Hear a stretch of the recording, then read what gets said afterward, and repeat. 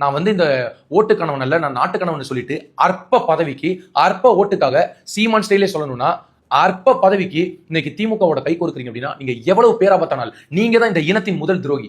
திமுக கை கொடுக்குது அந்த இடத்துல நான் போய் நிற்பேன் அப்படின்னா நீங்க எவ்வளவு கேவலமான அரசியலை பண்றீங்க. நாங்க தான் டெபாசிட்டே வாங்கலையப்பா, நாங்க ஜீரோலப்பா. அப்புறம் என்ன பயம் உங்களுக்கு?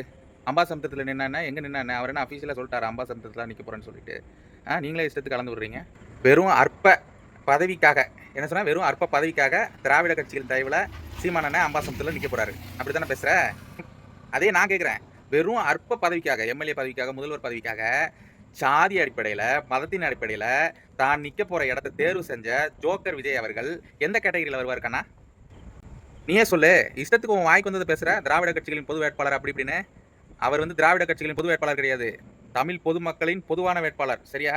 நீ வந்து உட்காந்துக்கிட்டு இந்த 16 வருஷத்துல முதல் தேர்தலில் இருந்து எல்லா தேர்தல்களையும் ஒரு தேர்தல் கூட புறக்கணிக்காம போட்டி போட்டு ஆணுக்கு பெண் சமமா, சட்டமன்ற தேர்தல்னா பாதிக்கு பாதி, நாடாளுமன்ற தேர்தல்னாலும் பாதிக்கு பாதி, ஆண்கள் பெண்கள் திருநங்கைகள் கூட வாய்ப்பு கொடுத்துருக்காரு எங்கள் அண்ணன் சீமான்.